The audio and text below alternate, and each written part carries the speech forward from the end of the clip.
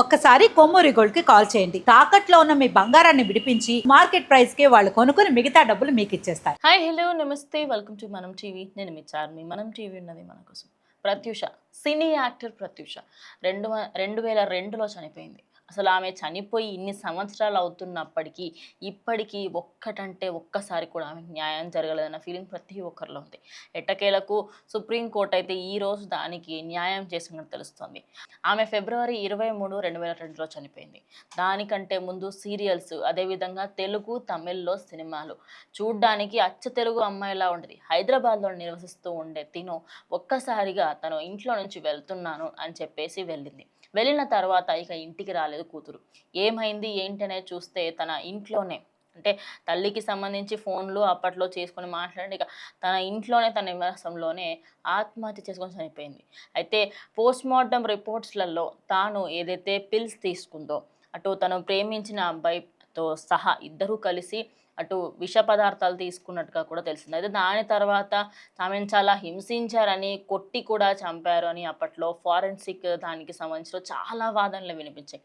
కానీ ఇప్పటికీ తనకి సంబంధించి అన్నీ కరెక్ట్గా దొరికి ఇక ఫారెన్సిక్ ల్యాబ్లో బయటకు నిర్ధారించడం జరిగింది. పురుగుల మందు తీసుకొని అటు ప్రత్యూష, అదేవిధంగా సుధీర్ ఇద్దరు కూడా చనిపోవడంతో ప్రజెంట్ ఇన్ని సంవత్సరాలైనా కూడా వాళ్ళ తల్లి ఇంకా పోరాడుతూనే ఉంది. ఎట్టకేలకు తనకి శాంతి చేకూరిందనే చెప్పాలి. సో ప్రజెంట్ సుప్రీంకోర్టు ఏం చెప్పింది ఏంటనేది కూడా చూద్దాం. కంప్లీట్గా స్టోరీ అనేది కూడా ఈ వీడియోలో వినే ప్రయత్నం చేద్దాం. ప్రత్యూష కుటుంబ సభ్యులు ఇది హత్య అని ఆరోపించారు. కొందరు ప్రభావశీల పాత్ర కూడా ఉంది, అంటే పెద్ద పెద్ద వ్యక్తుల పాత్ర కూడా ఇందులో ఉండే అవకాశం ఉంది అని కూడా చెప్పడం జరిగింది. ఇక పూర్తి స్థాయిలో విచారణకైతే తను డిమాండ్ చేయడం జరిగింది.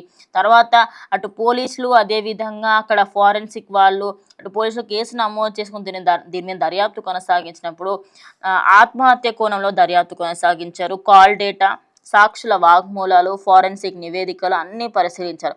కేసు కోర్టులో విచారణకు వెళ్ళింది. సమర్పించిన ఆధారాల ప్రకారం హత్యకు తగిన నిర్ధారణ కాలేదని కోర్టు వివరించింది. అప్పట్లో పలు సినీ, రాజకీయ ప్రముఖుల పేర్లు కూడా, అదేవిధంగా వాళ్ళు దీంట్లో ఇన్వాల్వ్ అయ్యి ఉన్నారు అనే మాటలు కూడా వినిపించే, అవన్నీ కూడా కథలన్నట్టుగా ఎట్టకేలకు తేలింది.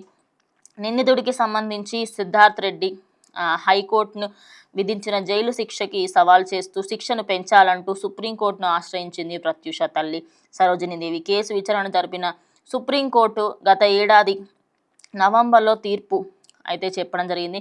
అయితే సిద్ధార్థ్ రెడ్డికి హైదరాబాద్ మెట్రోపాలిటన్ స్టేషన్ కింద జడ్జి 5 ఏళ్ల కఠిన కారాగార శిక్ష, 5,000 జరిమానా విధించడం జరిగింది. ఇక సిద్ధార్థ్ రెడ్డి హైకోర్టును ఆశ్రయించగా జైలు శిక్ష 2 ఏళ్లకు తగ్గించుకొని 2012లో సుప్రీంకోర్టుకి సంబంధించి అపీలు చేసుకున్న దాఖలాలు. ప్రత్యూష తల్లి సరోజినీదేవి ప్రత్యక్షంగా ఆత్మహత్య చేసుకొని చనిపోయేంత పిరికిది కాదు నా కూతురు. ఈయన పైన మీరు ఖచ్చితంగా 302 అదేవిధంగా 306 కింద ఖచ్చితంగా ఈయనకి సుప్రీంకోర్టులో మీరు కేసులు వేయాలి అని చెప్పేసి తను కూడా పిటిషన్ పెట్టడం జరిగింది. ఇక ఇద్దరూ కలిసి పురుగుల మందు తీసుకొని చనిపోయినట్టుగా ఆత్మహత్యకి సంబంధించి ఉసిగొల్పాడు అన్న అంశం మీద కూడా ప్రజెంట్ అయితే నివేదిక ఇంకా కొనసాగుతూ ఉంది.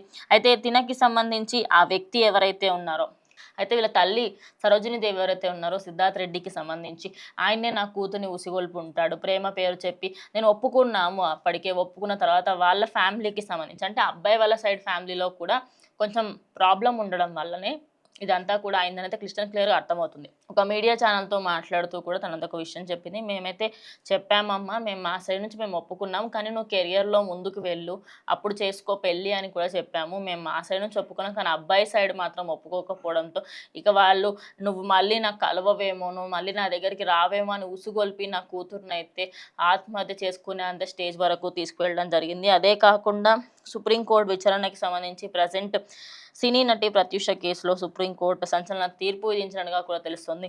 దానికి సంబంధించి సిద్ధార్థ్ రెడ్డి పిటిషన్ను సుప్రీంకోర్టు డిస్మిస్ చేసింది.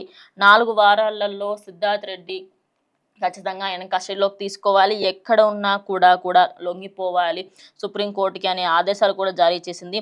పోస్ట్ మార్టం రిపోర్ట్లు, అదేవిధంగా అక్కడ ఇచ్చిన కొన్ని ఫారెన్సిక్ నివేదికల పరంగా చూసుకుంటే ప్రత్యూషను ఆత్మహత్య చేసుకునేలాగా చేసిన దానికి సంబంధించి ఆధారాలు, ఫైల్ రిపోర్ట్లతో సహా 7 ఆధారాలు పరిశీలించి సిద్ధార్థ్ రెడ్డికి పిటిషన్ను ధర్మస్థానం కొట్టివేసిందని కూడా తెలుస్తోంది. అయితే ఆయనకి సంబంధించి ఇన్ని రోజుల పాటు ఆయన మీద జరుగుతున్న ఇదంతా కూడా హైకోర్టు ఇచ్చిన తీర్పు ప్రస్తుతం ఏంటంటే కొంచెం అది గుడ్ ఆర్ బ్యాడ్ తనకి సంబంధించి అయితే న్యాయం జరిగిందా జరగలేదా అనుకుంటే వాళ్ళు మాత్రం తను ఇష్టపడే అటు ఆయనతోని వెళ్ళడం కానీ ఆ పురుగుల మందు తీసుకోవడం కానీ తనకి సంబంధించి అప్పట్లో ఏమని వినిపించిందంటే తను చనిపోయింది కానీ ఇద్దరూ తీసుకున్నప్పటికీ ఈయన ప్రాణాలతో బయటపడ్డాడు.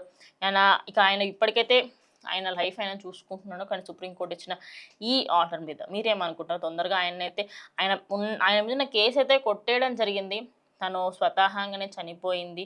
ఆ పురుగుల మందు తీసుకోవడం వల్లనే చనిపోయింది అనేది తెలుస్తుంది. మరి ఎవరు ఒప్పించారా? లేకపోతే ఎలా చేశారు? ఏంటి అనేది పక్కకు పెట్టేస్తే కంప్లీట్‌గా ఇక ప్రత్యూష ఆ అమ్మాయి ఎంత అద్భుతంగా యాక్టింగ్ చేసిందంటే చూసినప్పుడల్లా అరే! ఎంత అద్భుతంగా ఉంది. ఇంత మంచి అమ్మాయి. అసలు ఆ అమ్మాయి తెలంగాణ అమ్మాయి అంట. తెలుగు అమ్మాయి. అప్పుడు ఉమ్మడి ఆంధ్రాగా ఉండేది కాబట్టి తెలుగు అమ్మాయి అని అనాలి. తెలుగు అమ్మాయి అయ్యుండి ఇక తను మంచి ఒక యాక్టర్‌ని కోల్పోయాము. సో, అప్రాక్సిమేట్‌లీ 24 సంవత్సరాలుగా కొనసాగుతున్న ఒక కేసు ఎట్టకేలకు ఒక కొలిక్కొచ్చింది. సో, ప్రత్యూష కేసు పైన మీరేమన్నా ఖచ్చితంగా కమెంట్ చేయండి.